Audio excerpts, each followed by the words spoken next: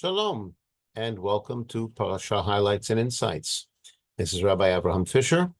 This week's Parsha is Korach. And Korach, who is cousin of Moshe and Aharon, starts a rebellion against the leadership of Moshe, the selection of Aharon. There are a number of agents in this rebellion. Korach himself from the tribe of Levi, Datan, Aviram, and On from the tribe of Ruvain, although On seems to drop out. He's not mentioned again after the first verse, plus another 250 men. And the beginning of Korach's argument is, the entire congregation is holy. Why should you rule over everyone else? So Moshe says, Hashem is going to show whom he has chosen. This is not Moshe's decision to be the leader or to choose Aharon as the Kohen Gadol.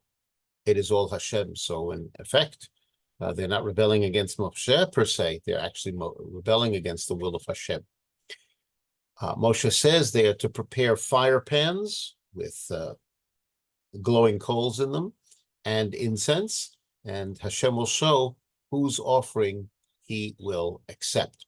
And time again, Moshe reprimands Korach and Datan and Aviram and gives them an opportunity to retract, and yet they do not do so. Datan and Aviram refuse to even come before Moshe, and they have various complaints. Moshe prays, and he asks Hashem not to accept the offering of these people who are rebelling. Hashem is very angry, and he even threatens to destroy everyone. But Moshe begs that Hashem punish only those who are sinning. Hashem says that they should move away from Korach's camp, because when the destruction will fall upon Korach's camp, it might affect all those people nearby, so they have to move away if they are not on Korach's side.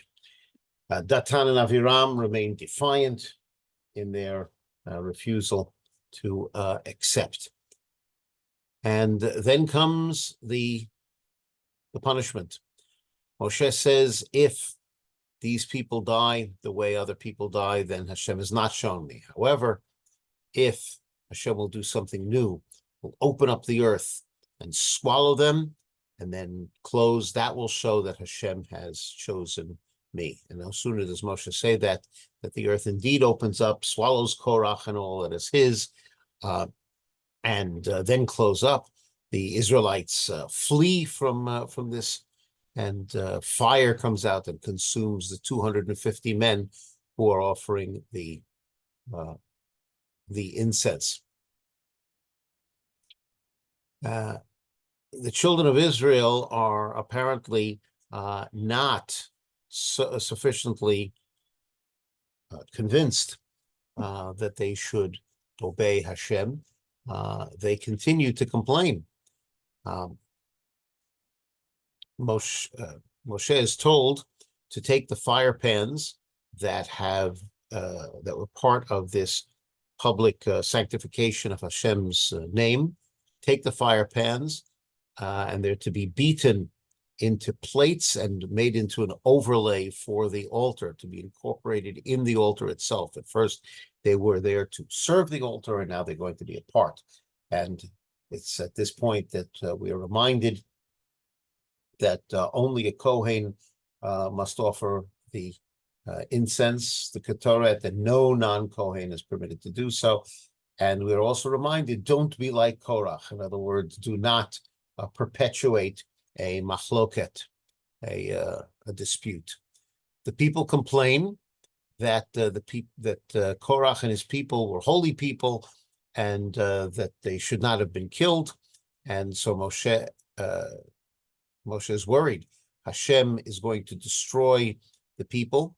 The plague has begun. So Moshe says to Aharon, you are the Kohen Gadol. You do take the incense, bring it out and offer it to Hashem, and this should stop the plague. And in fact, Aharon does so, and the plague is stopped, but not before 14,700 people have died.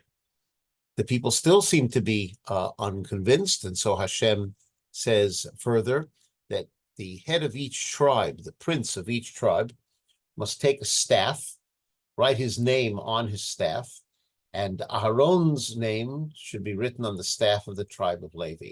And all of these staffs, which are wood, should be placed before the Aron, and then Hashem will show who has been chosen to be the Kohen.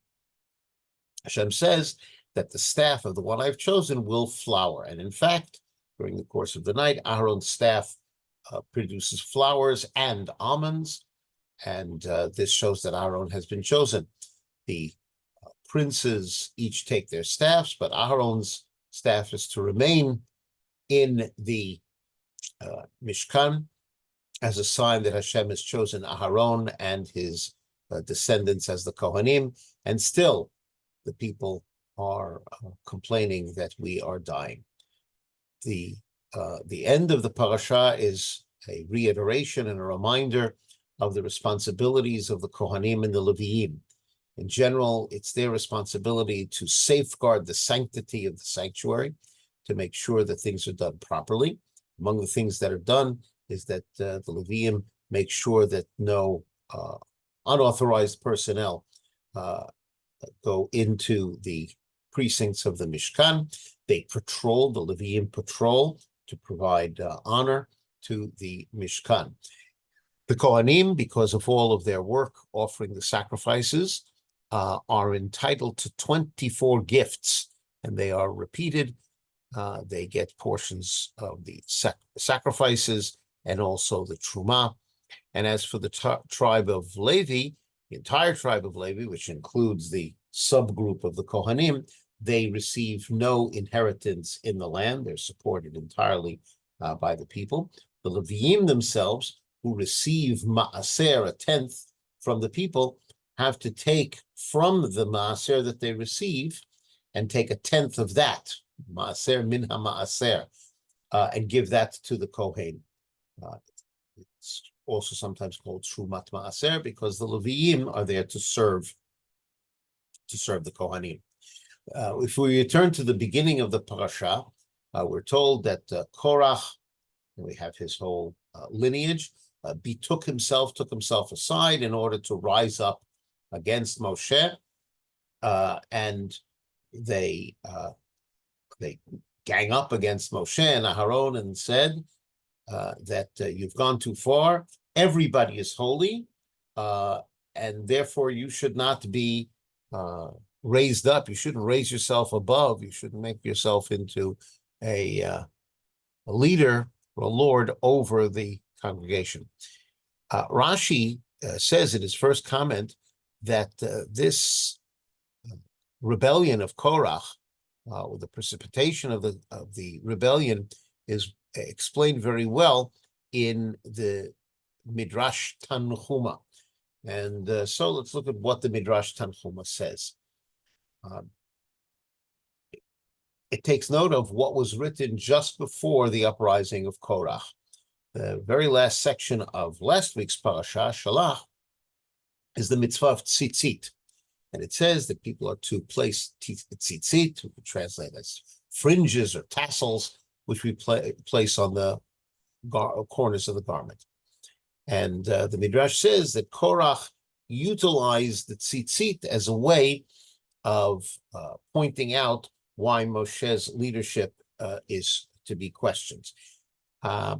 The Torah says that in addition to the tzitzit, or among the strings of the tzitzit, there has to be a blue thread, a thread of techelet, which is light blue or blue-green.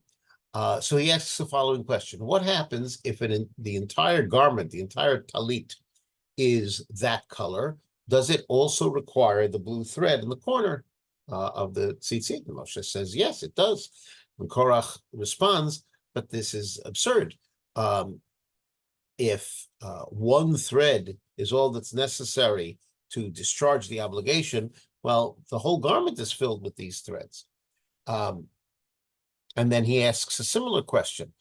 We have the mitzvah of mezuzah, which requires placing a piece of parchment which have two sections from the Torah placed on the doorpost. He says, what happens if an entire house is filled with Torah scrolls? What would be the law there? Does such a house require mezuzah? And once again, Moshe says yes. And once again, Korach points out, he says, this is absurd. The whole Torah has 275 parshiot, and you're telling me that a Torah scroll, in fact, multiple Torah scrolls, does not discharge the obligation, and yet the small piece of parchment that has two portions on it do. The Korach is trying to apply his thinking to the laws of the Torah and says these cannot have come from God. You made these up by yourself, and therefore you don't deserve to be the leader. That is how Korach started up the rebellion. The word vayikach, that he took, means that he carried himself away. He took himself and made himself separately. He allowed his thinking, which is his thinking rather than the Torah's thinking, to start the rebellion. But we know about his end. We're reminded once again that the thinking of the Torah is the way Hashem wants us to think, not necessarily the way we might approach things left to our own devices. The Torah has its own internal logical system. I thank you very much for joining me in this exploration of Parashat Korach. This has been Rabbi Abraham Fischer for Parasha Highlights and Insights, saying Shalom.